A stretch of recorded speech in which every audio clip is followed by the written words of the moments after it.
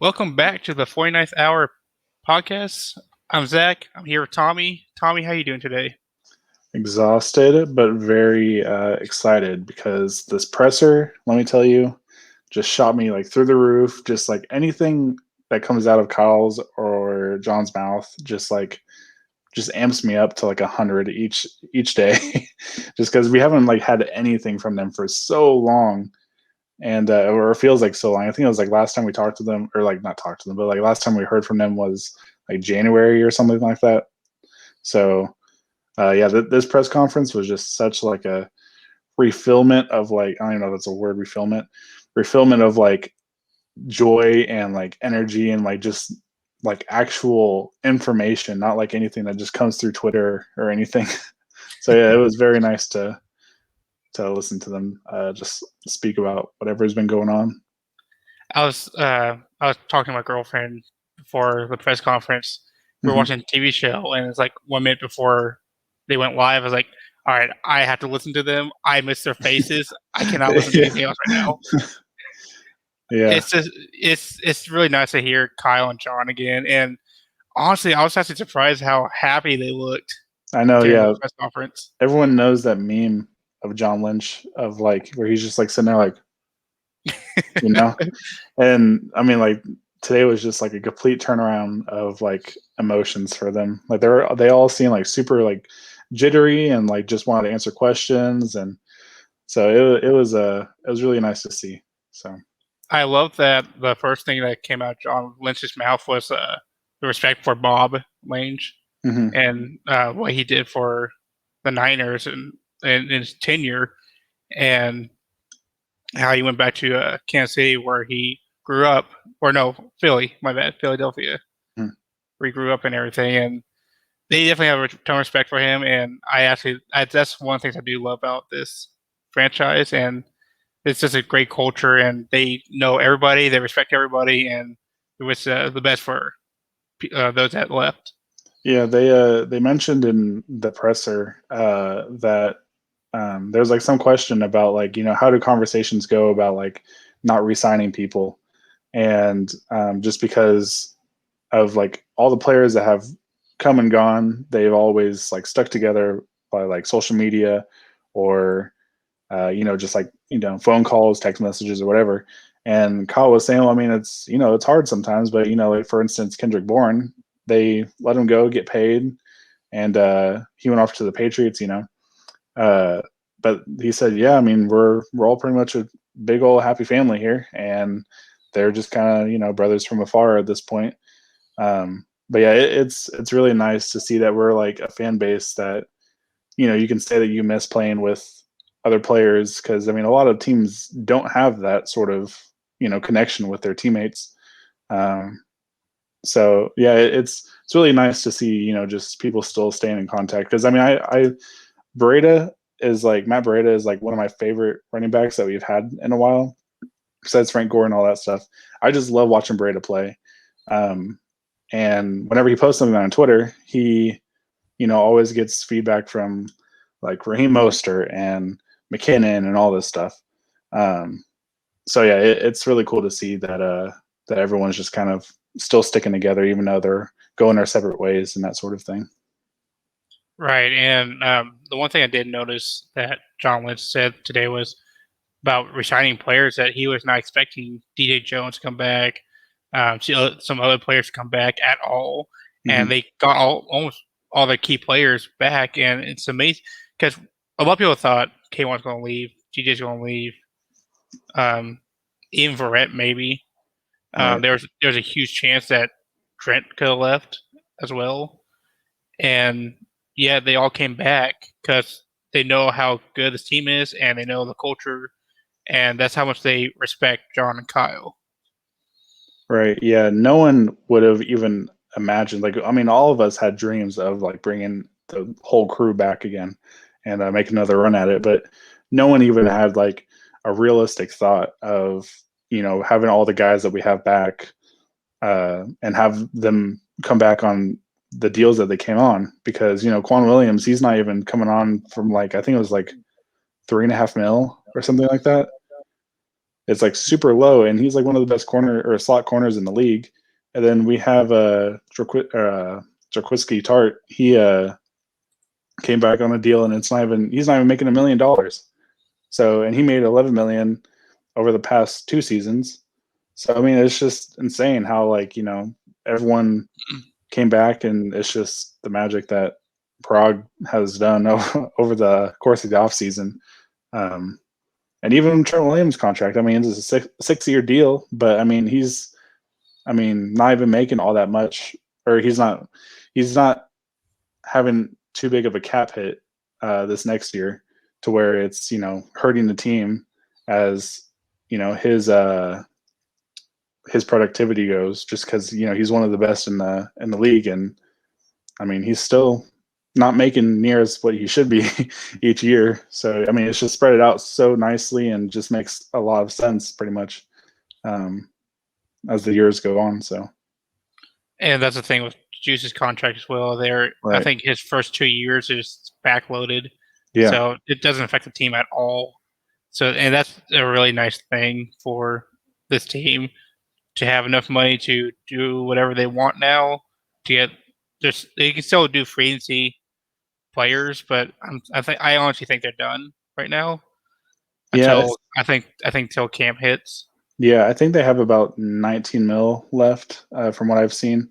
Mm-hmm. But yeah, no one imagined to be in the position that we are now, so, including the third round pick, or not third round, the third overall pick.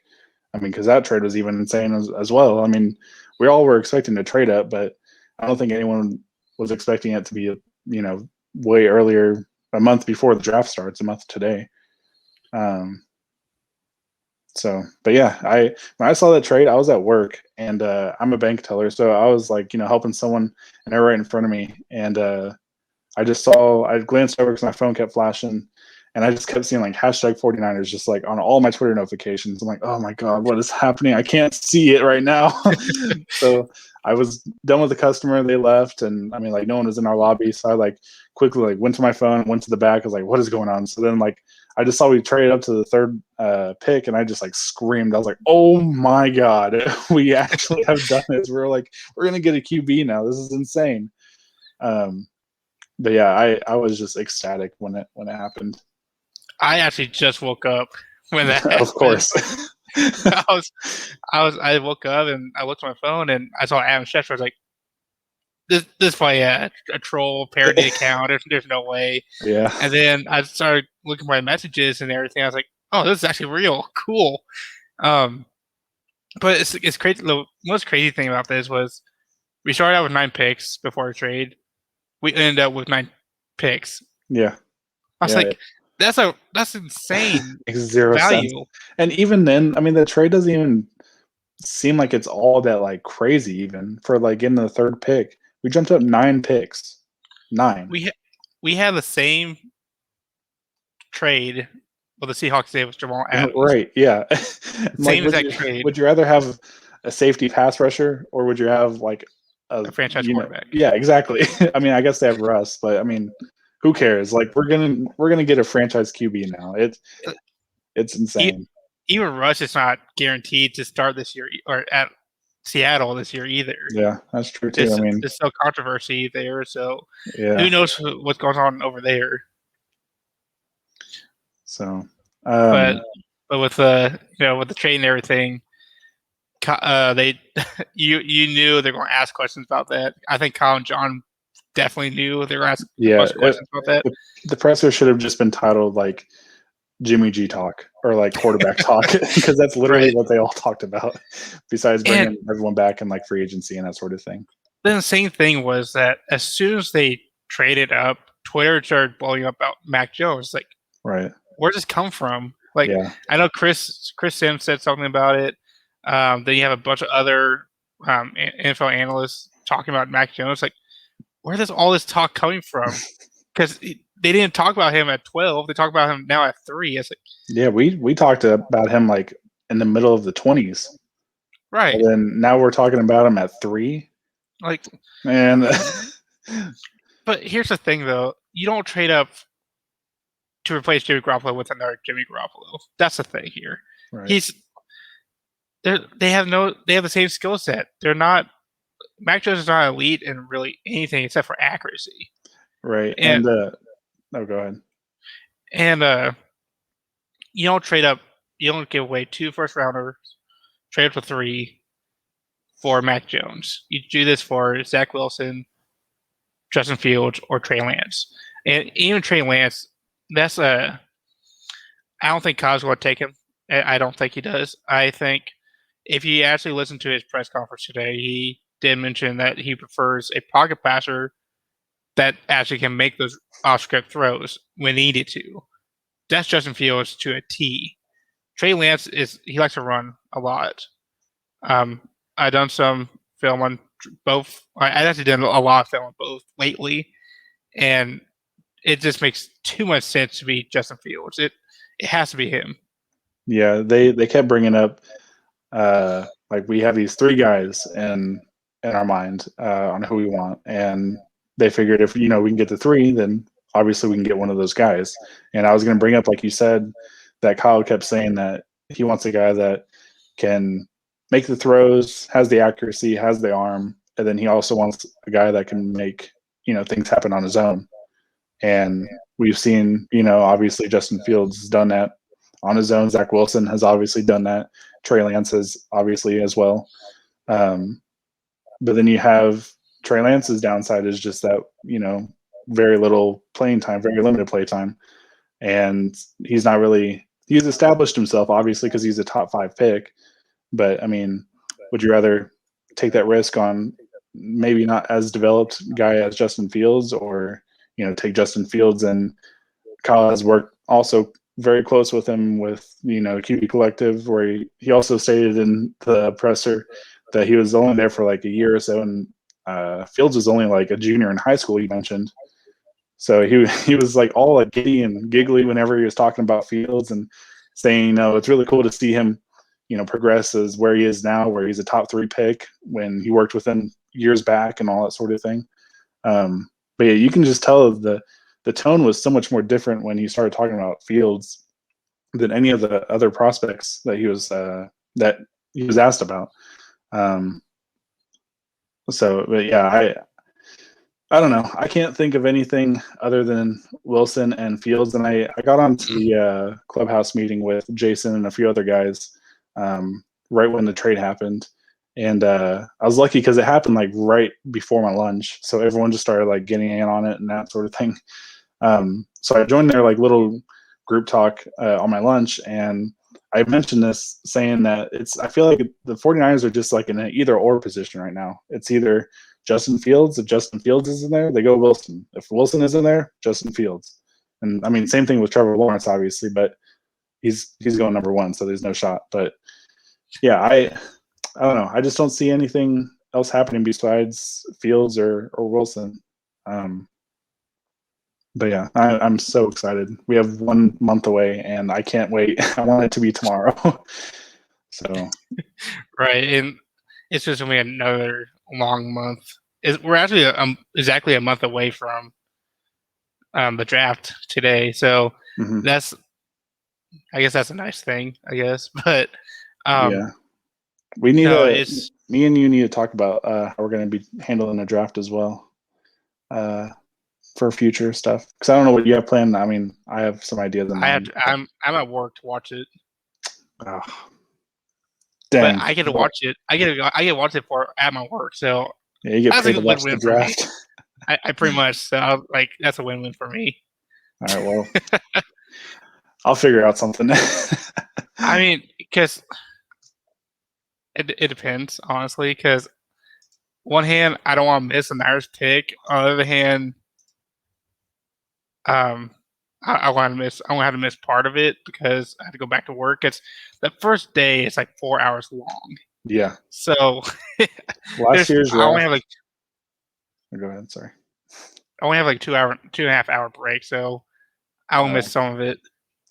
Yeah, I believe it was last year's draft that I actually like sat down, watched like the first full night with my dad and stuff, and I didn't realize how long it was. I thought it was just gonna be like 2.5 hours or so. Dude, they drug that thing out so long. Like I was sitting, like we were. What pick did we have? It was 12, right? I think it was 12. Last year, Yeah. we had the. I think it was 12. I think it's 12. Yeah, the 12 and Um, 31 right. or 30. Yeah, of course. Yeah. Anyways, so yeah, we're at 12, and I was like, I mean, it'll probably be like an hour and a half into the draft or whatever. And me and my dad were sitting there for probably like at least 2 hours, just sitting out and just waiting for 12. And then 12 came, and we got Kinlaw, and then I just like walked off, and then my dad just like yelled up at me, and he's like, "Dude, we just traded up." I'm like, "Wait, that's not supposed to happen." What? So we ran up and then got Duke. So, but yeah, that was my first time actually like, close attention to the draft. So I last time I actually did like a live reaction was like 2 years ago. I was with the 49ers Hub group, and we did a live reaction for Bosa. So that was pretty cool. Yeah, that would have But been then I fun. got bored because nothing else happened. So I was like, well, all right, we're done here. Because I honestly was kind of concerned because the whole if Kyle Murray going to be number one overall, is he not? And that was a whole are the Cardinals going to take Bosa? That was a huge thing for a while, and that's the thing with draft season. There's a lot of smoke screen, so we don't know what's going to happen. Who's going to take who? And I mean, it's kind of fun. It's kind of not. At this point, it's not fun for us because we don't know. We're not completely 100% sure who the quarterback is, but we have a really great idea who it is. Right. Yeah, So I was kind of comparing this year with the whole Mac Jones talk to Bosa's year when we drafted Bosa, because everyone was saying that we're going to go with Quinnen Williams, and then so I was like, wait, that doesn't really make any sense. Like, why not take Bosa? And then the other guy that the Raiders drafted, what's his name? He's another D-line guy. Klein Farrell. Yeah. People started spitting out rumors that we were going to get him too. So I was like, oh my gosh. So then, it just reminded me of this year, the whole Mac Jones talk about Mac Jones, Trey Lance, Justin Fields, and that sort of thing. But I wanted to bring up something from the press conference that I noticed like throughout the entire conference, really. Whenever they're asked about the QB position, they just said that like they kept reiterating that they wanted to keep Jimmy just because he's a winner, and that's like literally all they said. And that's pretty much what they've been saying since day one, is that they want to keep Jimmy because he wins. And it kind of felt super forced at the press conference. I don't know if I'm just thinking that just because it's best if Jimmy doesn't really stick around all that often or all that much. I don't know. It just kind of seemed a little bit more weird this time, hearing them say that they wanted to keep Jimmy, and especially after they mentioned the phone call with him, talking about when they traded up to 3. They said that, or Kyle said that he called Jimmy before the news even broke because he wanted to make sure that he was cool with it, that he wasn't gonna be heated or anything. And I guess Jimmy was still like pissed and that sort of stuff. But I mean, like, who wouldn't at that point? I mean, your job's kind of being on the line now with a rookie QB. So I mean, I don't blame him, but I mean, it also gives him competition and that sort of stuff for training camp and OTAs if that even does happen. But yeah, I kind of just felt really like awkward just watching and talk about like keeping Jimmy just because he's a winner and that sort of deal. I don't know if you got that same vibe or not. So what I got was that they are trying to drive up Jimmy's price to trade him away. That's what I got out of it. That's the only thing I could get out of it. That they were just trying to drive up his price. His untapped potential. Yeah, it's untapped. Yeah, okay. Yeah. So it's been tapped already. So oh my gosh. Yeah, so they're just trying to trade Jimmy. I think you don't trade up to 3 and have that quarterback sit behind Jimmy Garoppolo for a year. It's not going to happen. It makes no sense whatsoever. Yeah. So what they're going to have to do, I think, what they're going to do is they're going to trade Jimmy around before draft. I think it's going to be before the draft. They're going to trade Jimmy. They want to get whoever it is, most likely Justin Fields, and have him start day one. I know Kyle said that we don't want to start put right in the fire or anything, kind of like they did with C.J. Beathard and I guess Mullins, but they had no choice because Jimmy kept getting hurt. All right. So they're kind of screwed either way. So I think Jimmy's gone very, very soon. I think within the next 3 weeks, he's gonna be gone. I really think it's gonna be before draft day. I don't know what his draft value is. I honestly don't.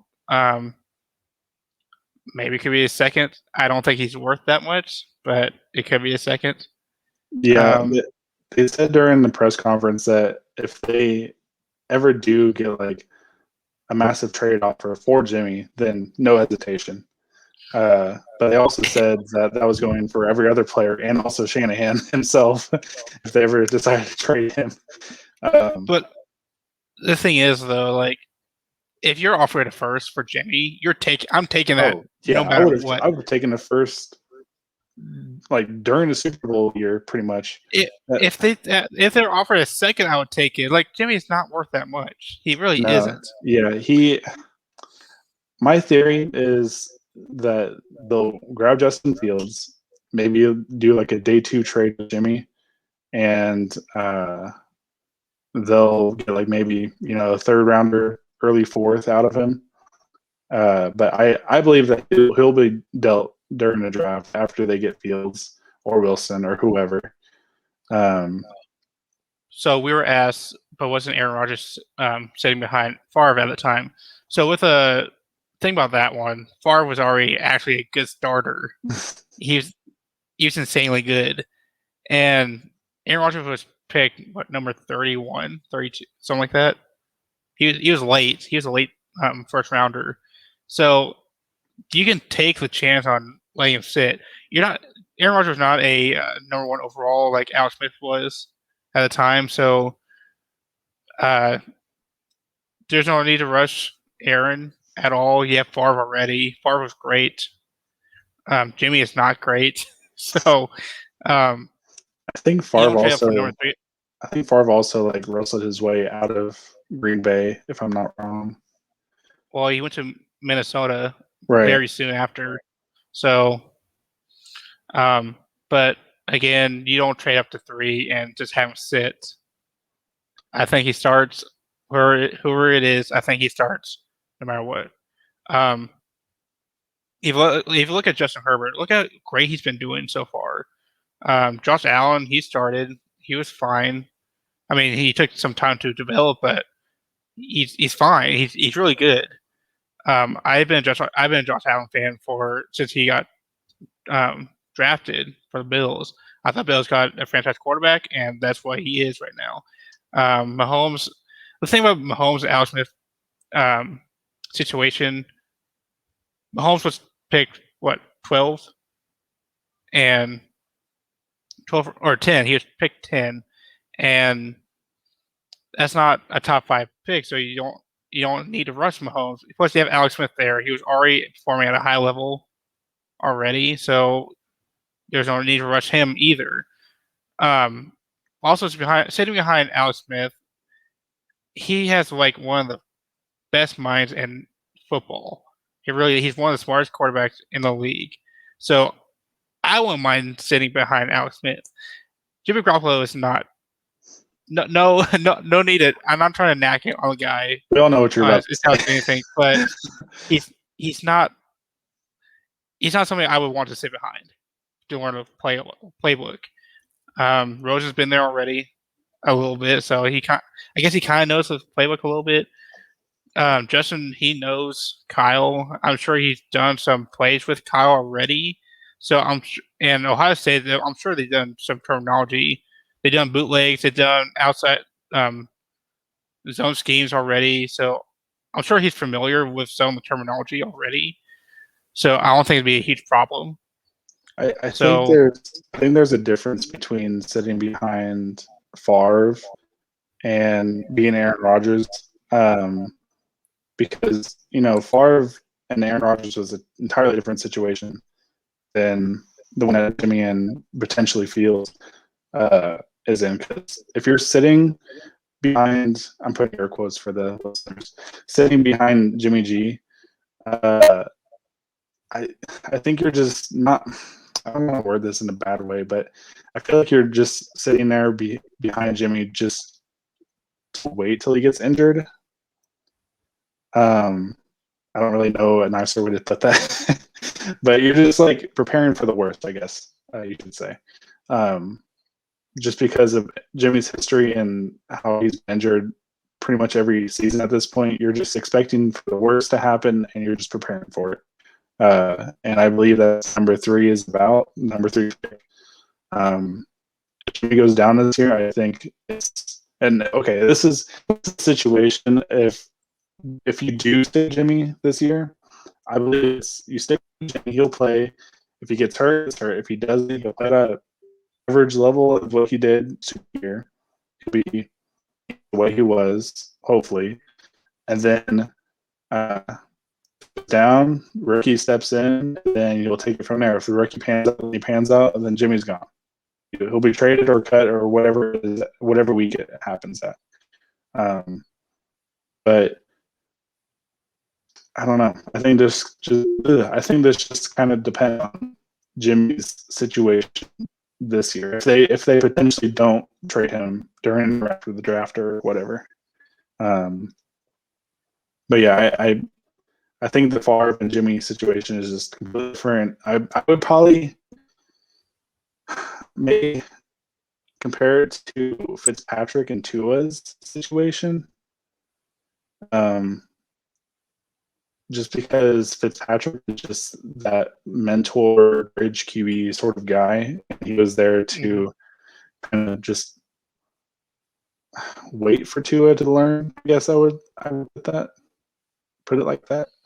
But then eventually move on from Jimmy if he. I don't know. There's just so many ways that you can go about it. If Jimmy does stay healthy, obviously that's not a bad thing. Because it could be potentially another Super Bowl year. We saw what a healthy Jimmy G can do for the team. I don't really like to throw win-loss records in people's faces, but he's missed more games than he has played. So I mean that's obviously the biggest deal. But yeah, I mean,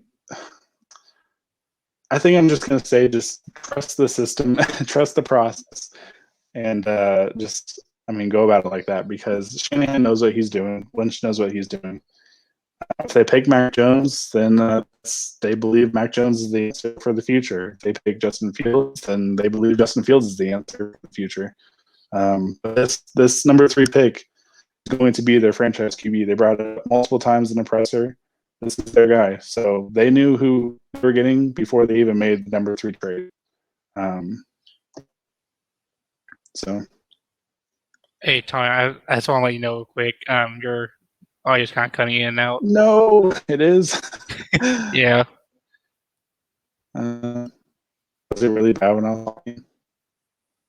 I mean, it's not great. You keep freezing up on here. Dang it. Okay. Just join back You in can try to 30 leave. seconds. Okay, I'll be right back. You can try to leave and come back. Okay. So, with that being said, though, Kyle Shanahan knows who he wants. They know who he wants at number 3. There's no lollygagging about this. You don't trade up to 3 and not know who you want. It just makes no sense. So, and yeah, so let's hope we don't get Kirk Cousins 2.0. And that's what. And Kyle actually mentioned that today, and somebody asked him, "Was his like prototype for the QB?" And Kyle said that Kirk, he loves Kirk, he does, and because he can win with him, but he needs that player. He needs that quarterback that the game's changing. It is the game's um, evolving. There's a lot more mobile quarterbacks now. You have Mahomes, you have Josh Allen, you have Lamar Jackson, you have Justin Herbert. Those guys, they are changing the game right now. I know Herbert was a rookie. I know I'm putting a lot of pressure on him, but he's good right now. Unless he proves me otherwise, he's gonna be fine. Carson Wentz was great his rookie season. Um, yeah, that knee injury is going to affect you mentally, and that's what's been happening for the past about 3 years now, 3 to 4 years. And I'm actually glad he went to the Colts because I believe Frank can um, utilize Wentz's strengths like he did in his rookie season. But I do think that with the Niners trading up, they know who they want. They, I know these pro days, they mean nothing. They really do. I know people have been trying to say like, oh, he didn't go to this pro day because he obviously cared about this player more than the other ones. Like they know who they want. They done the research. They done the film study. They know they know. And I love how they're just kind of jumping around the question whenever they're asked who they want, and it's like they know. Kyle basically gave you a hint on who he wants. Again, he did say that he wanted a pocket passer who can who can throw the ball accurately, who's stronger, faster, and can make those off-script throws when needed to. That does not sound like Mac Jones to me. That sounds like Justin Fields to me. Trey Lance is more of a runner than a passer, in my opinion. Um, I would compare. I know comparisons are really stupid, but I honestly would compare Fields to Watson, like a younger Watson. That's what he reminds me of whenever I watch the film. He's either a Watson or a Russell Wilson, a taller Russell Wilson. And they're both pocket passers, but they run when they needed to, and they're both fast. Um, Trey Lance, he reminds me of I don't know, probably a Cam Newton kind of sort of deal. Mac Jones is just Jared Goff at this point. Kyle Trask is literally Jimmy Garoppolo, probably worse than Jimmy Garoppolo. So he's not even on the table at this point. I know they mentioned like, oh, there's 5 options. No, there's just one. There's just one, and it's Justin Fields. Yeah, Jordan posted on Twitter some comparisons, and he was saying that Fields is just like a slightly smaller Cam Newton, and then he also said Lance is just a Josh Allen with a better touch. And then he also said Mac Jones is Eli Manning, and then you said someone else made that comp, but yeah, I mean, I can see Fields just being a smaller Cam Newton and Lance being a Josh Allen. Mac Jones being Eli Manning, I don't know about that one, but I mean, I can see it in some cases, I guess. But I would think that Mac Jones in that case is just a more mobile than Eli Manning was. I'll say that. But yeah, I mean, but those comps look, I mean, pretty. What's the word? That makes sense, pretty much. So, dude, I'm so tired. Leave me alone. But I mean, comps are really nothing. They're really not. But it's just how like who do you see in their game and how they who they relate to. And to me, I think he reminds me of Dak Prescott and Deshaun Watson and a taller Russell Wilson. I see all three of them in his game. Um, Justin Fields can read the pre-snap defenses. He can go through his progressions. I don't understand the narrative of the one read progression. I was like, I don't get that at Yeah, all. it I don't just see doesn't that at all when I watch the tape. just doesn't even show on tape either. Like I've seen plenty of videos on Twitter even of just people just saying like, oh yeah, one read QB, and then he's like throwing a bomb in the or in the end zone. So it's like 0 cents. People are just hating on him. Like if the dude's wide open, he's gonna be my one read then. Yeah, right. Like that makes no sense whatsoever. I When you watch his tape, he have to go through his regressions. He goes off his one read quickly sometimes. Um, do I agree that he holds the ball too long? Sure, he does, but that's very coachable. That can be fixed. Um, I mean, he is a behind this offensive line as well. I mean, you might be able to offensive hold the line. ball. Yeah, Ohio State's offensive line is not good at all. Oh, really? I It's was saying not. our offensive Oh, line. our line. Oh, Dude, our it's line's gonna be it's elite this year, man. It's gonna be so good. the one thing about our O line I'm still kind of worried about is our right guard Brunskill. Yeah. I think they do draft a guard in the draft, but I don't know. Brunskill is a unknown to me. I think having a Aaron Donald's center, dad. I think having a center really solidifies things because one of Kyle's philosophies is that if you have a great center, the guards don't matter. Obviously, tackles matter, but the guards are. You can have a below average guards if you have a elite center, Right. and it won't matter because Yeah. that's how great the scheme is. I saw this stat when we picked up Alex Mack, and it said that he hasn't given or he gave a one sack in like a little over 400 passing attempts. That's insane. Over 400 attempts and only one sack. Yeah, give me that all day. You have him for like what 2 years now? 3. That was 3 year. Yeah, We have a 3-year deal with him, he's like what and 33, I think, at this point. 32 maybe. he's up there. I think 34 or something like that. But and the thing about Alex Mack that people said that he had a bad season last year. I was like, no, he didn't. He's 30. He didn't. Matt Ryan was just horrible last year. It Yeah, wasn't his fault. he's 35 years old. He'll be turning 36 this season. So we're gonna have a 40-year-old center at the end of this contract. Well, the thing about Trent Williams, same thing. He's be about 40 years Oh yeah, old that's whenever true he's too. done too. So we're just a bunch of old timers All already. right, they're all elite. Okay. I mean, if you're still playing at a high level, it don't matter the age. Yeah, when you're playing, being the number one left tackle in the league, number two left tackle in the league, yeah, give me that all day. I don't care how old you are. Right. And Mike McGlinchey that's a unknown as well.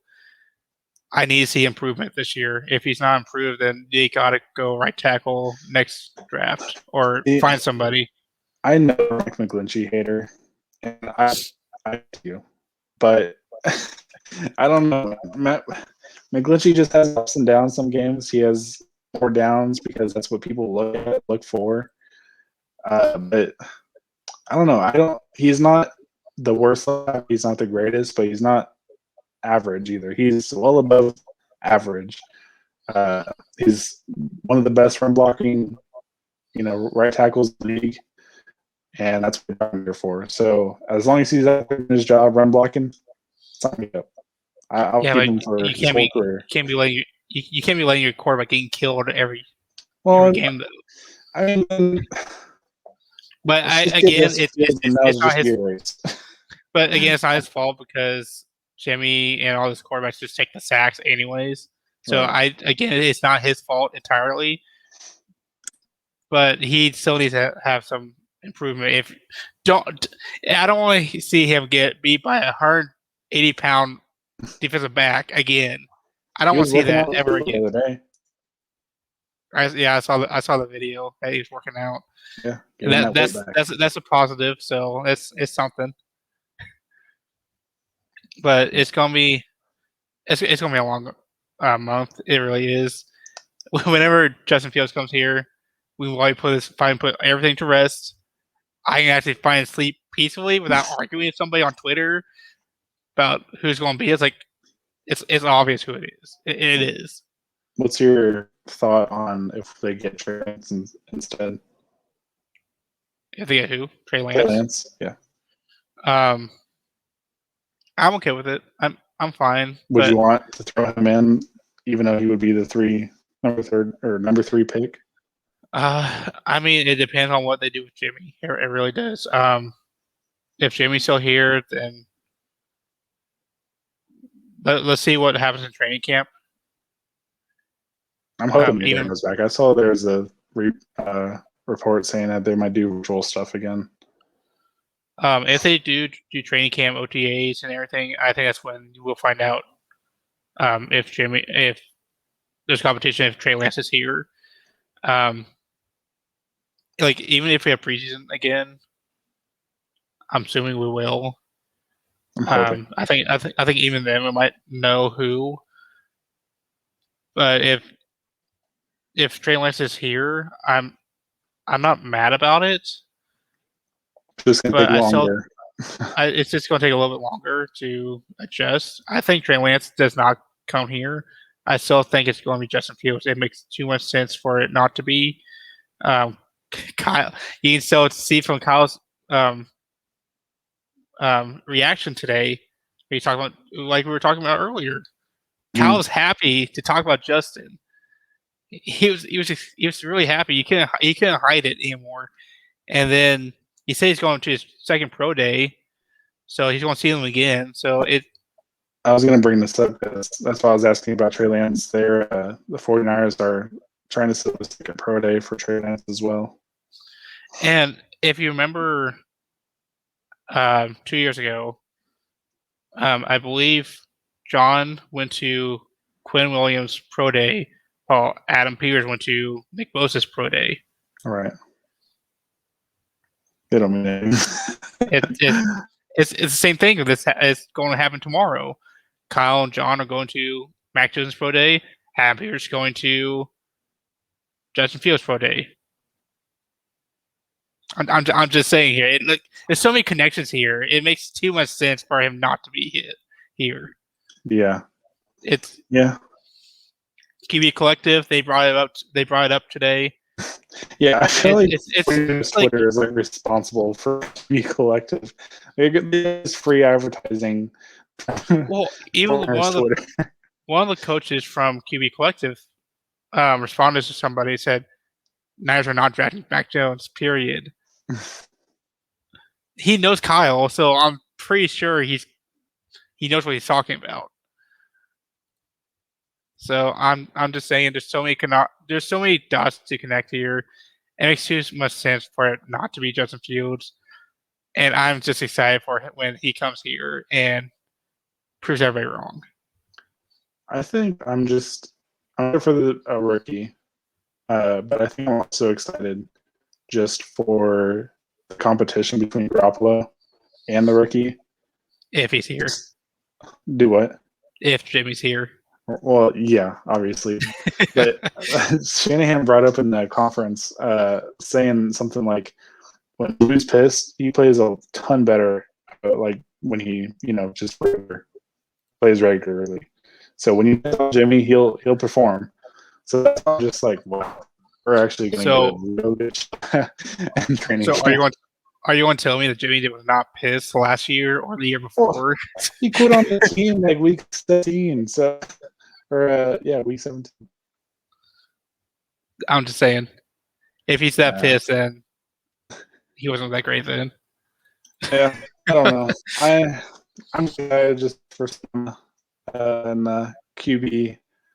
On the QB position, I think it'd be pretty fun to watch. Especially with Garoppolo, I doubt he'll go to New England. They sent Cam to so I don't see him going to New England. Just imagine or just magically trade away Cam Newton. But yeah, I don't know. It's gonna be real here. It's gonna be really interesting. Thank you everybody that stopped by to listen to the 49th Hour podcast. We'll get back to you soon. Thank you.